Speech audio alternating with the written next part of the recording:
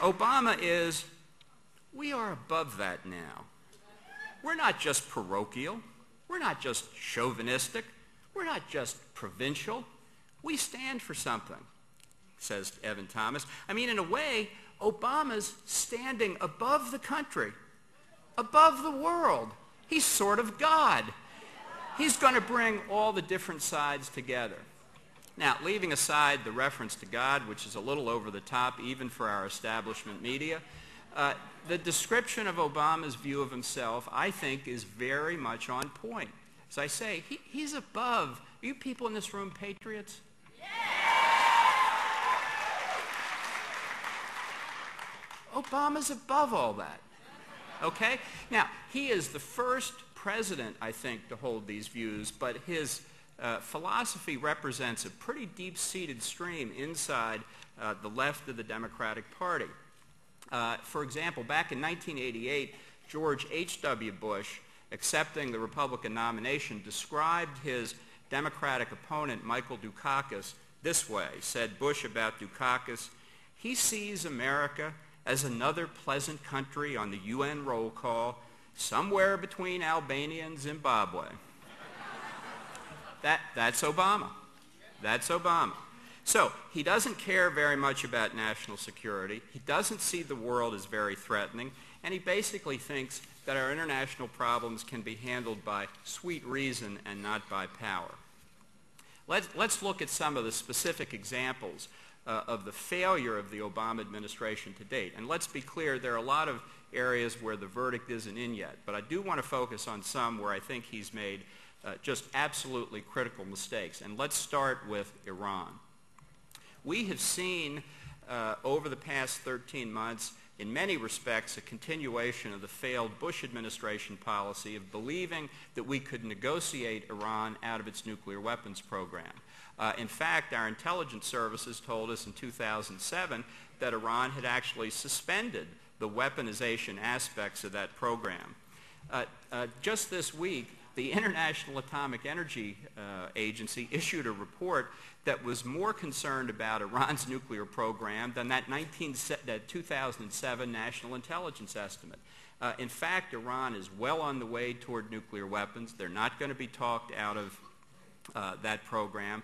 Sanctions that are being proposed are not going to be adopted by the UN Security Council. Iran will continue to make progress just as it continues to be the world's largest financer of terrorism. And yet the president, as recently as the last 10 days, has said that it's still open, the possibility is still open to Iran to come back to negotiations. If you're the regime in Tehran, if you're Mahmoud Ahmadinejad working your way toward a nuclear capacity to fulfill your dream of wiping Israel off the face of the map, what conclusion do you draw from an American president who keeps saying, "I want to negotiate with you"? The conclusion is you've got no difficulty at all. In the face of this policy, the president of France, Nicolas Sarkozy, has been heard to say several times, "Why is Obama so weak?" Now, when the president of France criticizes an American president,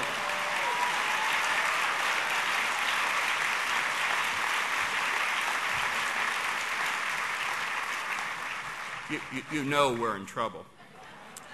Even where the president takes decisions that I think are sensible, as in the case of increasing our troop levels in Afghanistan and as in recognizing that we need more Pakistani involvement in the struggle against the Taliban, not only to defeat them in Afghanistan, but to make sure that Taliban don't take over Pakistan with its substantial arsenal of nuclear weapons. Even when he announces that policy, as he did at West Point, he couples it in the same speech with the promise that he's going to begin withdrawing American forces by the summer of 2011, conveniently right at the beginning of the 2012 election cycle. This is another signal to al-Qaeda, to Taliban, to terrorists around the world that if you just wait long enough, this administration will run out of patience and find something else to do. Our military is demonstrating and has in the past week in Afghanistan how to win this war. And the real question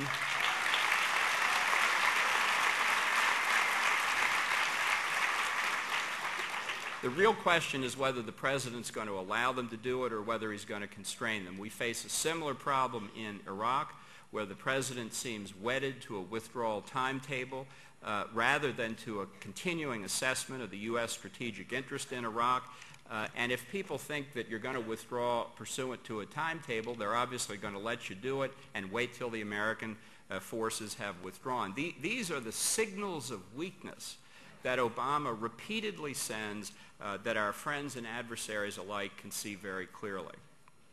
And in terms of examples, let me just conclude with the Middle East peace process, where 13 months of fruitless effort by the administration have actually left the United States in a weaker position in the Middle East and left Israel more at jeopardy than when we started.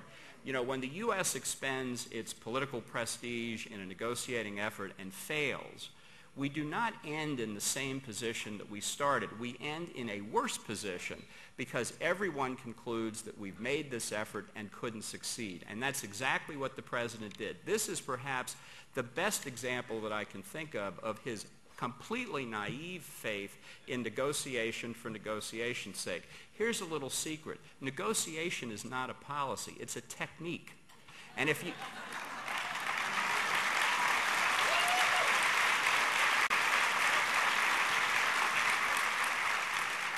And if you don't have any substance behind the policy, obviously it's not going to succeed. And the efforts in the Arab-Israeli circumstance, I think, have complicated America's national security, not just in the Middle East, but around the world.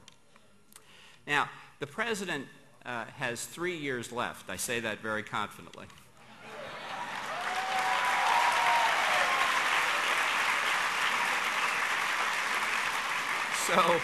So you can count on these and other problems that we've seen in the first term getting steadily worse. But I want to spend a little bit of time here telling you what else I think is going to happen in the next 3 years, because as difficult as this first year has been, I think there's worse ahead. Number one, the president will announce any day now a new arms control agreement with Russia that will substantially reduce both our operationally deployed strategic nuclear capabilities and our delivery systems. I think that this is something that will reduce the American deterrent around the world. It will trouble our allies, Japan, Europe, and others who depend on the American nuclear umbrella. I think it's consistent with the president's unbelievably naive idea that if we could just get to a world without nuclear weapons, if the U.S. could somehow dispose of its nuclear weapons, that why Iran and North Korea would give up their nuclear weapons, that would just peace would break out all over. And this treaty that he is negotiating is something that we need to draw a line in the sand over in the Senate when he sends it up and defeat it if we have the chance.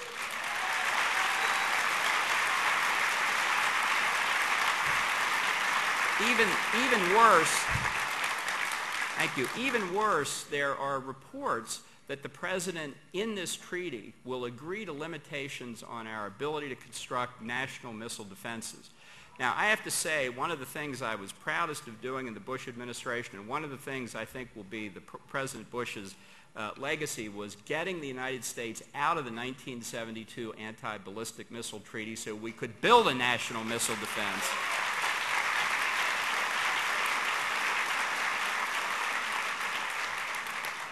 This treaty will be bad enough on the strategic offense side. I would say this: if there is one word limiting our capability for strategic defense, that and that alone would be a reason to defeat that treaty. But the president isn't going to stop there. Vice President Biden announced this week that the administration will resubmit the Comprehensive Test Ban Treaty, which would prevent us from testing the safety and reliability of our existing nuclear weapons, prevent us from testing to develop new nuclear weapons. This treaty was defeated in the Senate during the Clinton administration, the first major treaty defeated since Versailles. We've got a smaller group in the Senate than we did then when we had the majority, but we've got 41 now and more to come. When that treaty comes to the Senate, it should be defeated again.